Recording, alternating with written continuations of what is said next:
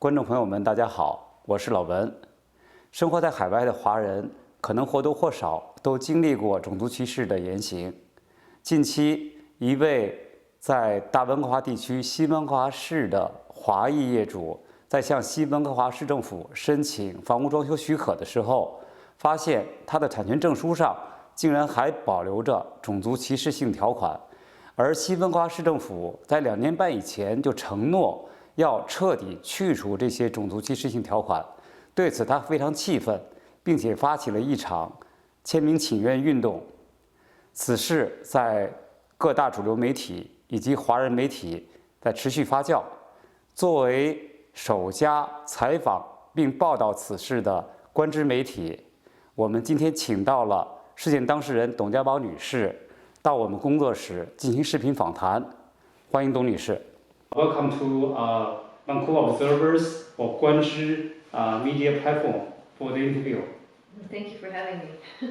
Okay, so recently we heard about the discriminative covenant from land title certificate in some part of the area in West Vancouver City. Yes. So how did you find out this discriminative covenant? So the first time I learned about these covenants was when I purchased a house in 2008. Okay. So the realtor told me, that there's going to be some offensive language, just be aware. And so when I read the document, it said that no Jews, no Chinese were allowed to purchase. No Jews? No Jews, okay. Yes. And so he asked, do you want to remove this language? And I said, yes, we would like to remove this language. So we thought that's what my husband and I thought happened. And then what happened was last month,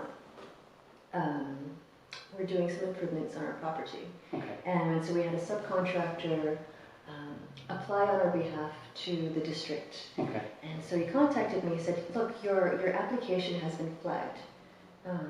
You have a restrictive covenant on your property, and they're asking for it.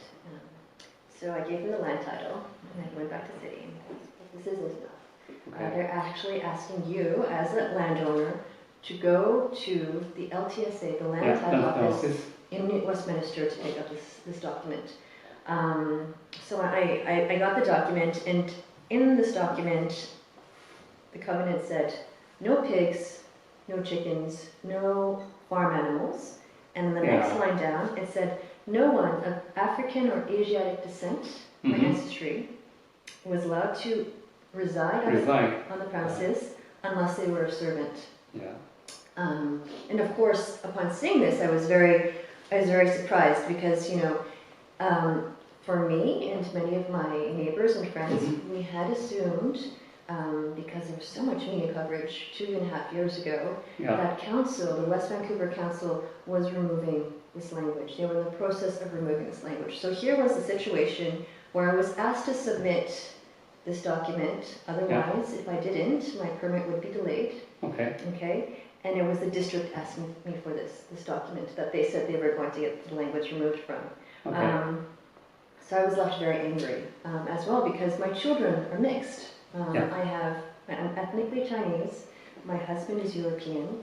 And so I've always taught them to be very proud of who they are, to appreciate the culture that they're from, because I think that when we talk about the issues of mental wellness and mental health that is always being discussed about in our society right now, that respect and love of yourself is a very important thing to appreciate about yourself. So now here I was having a situation where a person, a company, the British Pacific Properties, and the government telling me that my children, that I should be ashamed of being Asian, ashamed of being Chinese.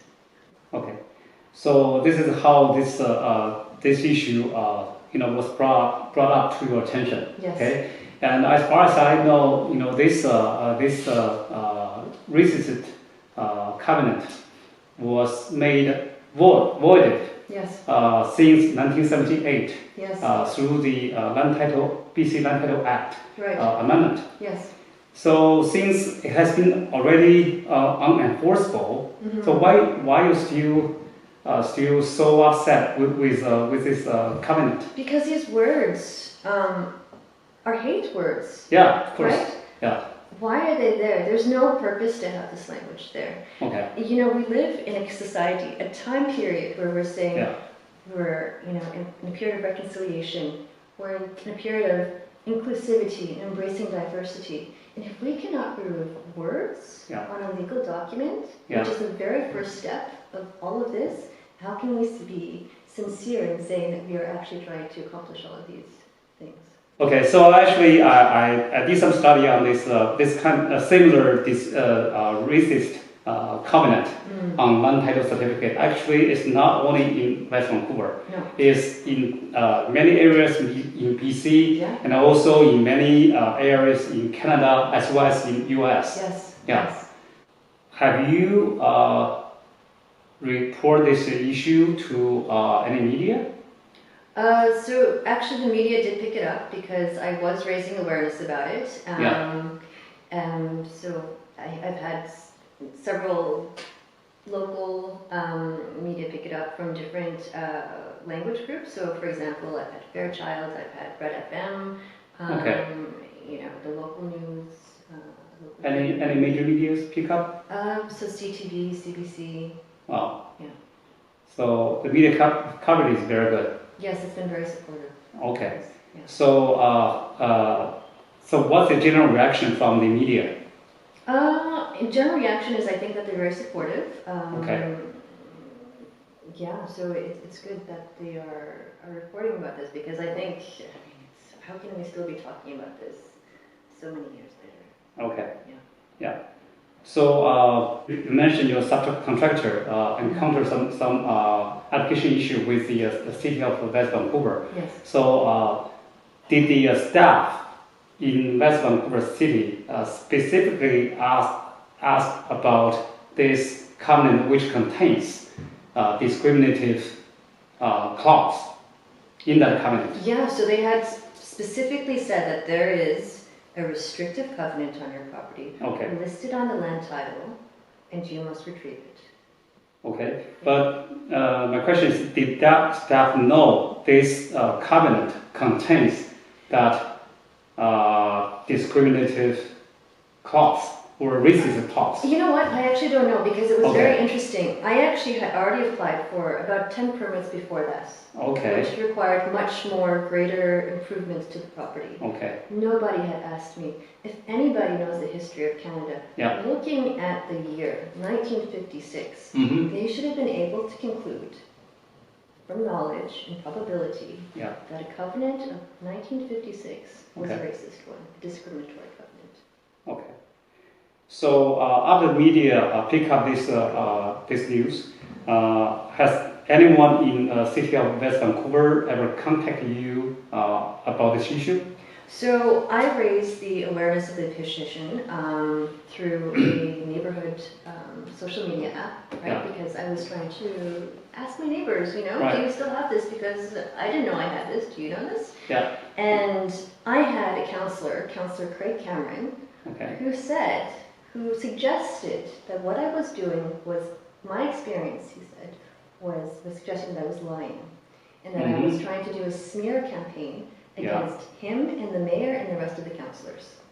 Okay. On what basis he was accusing you of lying? I have no idea. I'm Like just lying on what? lying about the experience. He says that I'm just trying to raise awareness. I'm telling you this is what happened. Yeah. I am surprised, Yeah. right? Because 2.5 years ago you made this whole media coverage. Yeah. And now you're saying I'm doing a smear campaign? Yeah. Where is this lying coming from? I have no idea. Okay. I have no idea. It's interesting. It's very interesting, yes. Yeah. Yeah. Because in 2020, Yes. under the motion made by city councillor Marcus Wong, Yes. that the whole city government made a decision Yes. to try to remove this racist covenant Right. from the land title certificate. Right. They made that promise. So But they- what happened after There, the promise? So they made a motion to begin the process of looking at how to remove this Okay. discriminatory language, and they haven't done anything. So you have Okay. a situation where a councillor who is the only non-white councillor Okay. there. Yeah. He's representing the Chinese population and anyone of color there. And he is trying to speak up on our behalf to fight discrimination.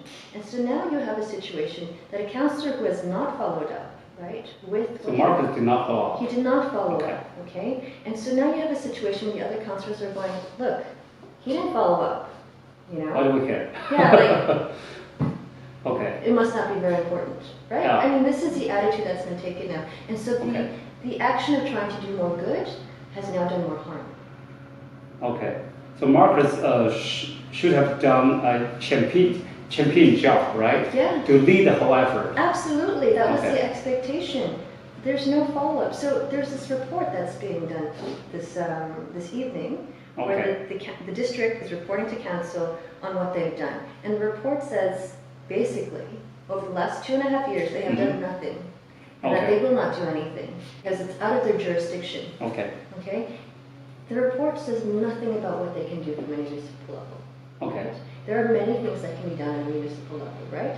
Community engagement is one. Yeah. The second one is operational procedures Right. on flagging land titles with this offensive restrictive covenant, right? Because they must see so many hundreds of thousands of permits in the department every year, right? Yeah. And the third one is, in that report, they quote a price of $1 million. $1 million to ask a third party, the land title office, to identify the properties that have these this offensive, hateful language on it. Okay. Why do they not go to the source? So when you look at the history of West Vancouver, the land is owned by two major owners, the Squamish Nation and the British Pacific Properties. Okay. Now the British Pacific Properties have developed a lot of West Vancouver, obviously, and they continue to develop. They are a company that still exists. Okay. Yeah. So why are they not held responsible for the social toxic waste that they've done? So you have a situation where the British Pacific Properties is seeking more, like thousands of permits right now, right? Right. That have the power to influence or even force British Pacific Property Company to do something. Yes. Right. Yeah. Because this company was the originator to put this cost into the land title. Yes. So the right entity to come to the land title office in fact, to get rid of this. In fact, the only way, so right now the law, the legislative law, only allows the strikeout of racist language. So that means you take a ball pen, you strike it out, a very thin line, so you can actually see what's written underneath. Yeah. This is the only opportunity right now to remove the language in its entirety. If you work with the original landowner and the current owners to actually rewrite the restrictive covenant and remove that language. That's a very important point, because British Pacific Property is the right company or right entity to actually remove this this racist clause from the land title act instead of just crossing out. Yes, it's a very unique situation in our city. Okay. Of course, this doesn't happen everywhere, but in this particular case, that reports $1 million. Like honestly, that can be that bill. That it shouldn't be the responsibility of taxpayers. It should be the responsibility of British Pacific Property. Okay. So hopefully the city of West Vancouver will pick up this interview and they will learn that they can do something. Yes. Right? They can do something. Yeah. And they don't have to spend like $1 million amount of money or lots of staff resources to do the job. No, they shouldn't be. This should not, in this particular case, should not be taxpayer money. Okay. Yeah. Yeah. That makes lots of sense. Yeah. Okay. Yeah. Thank you for bringing this up. I heard that you have launched a petition campaign recently. Yes. And what's the purpose of launching this campaign?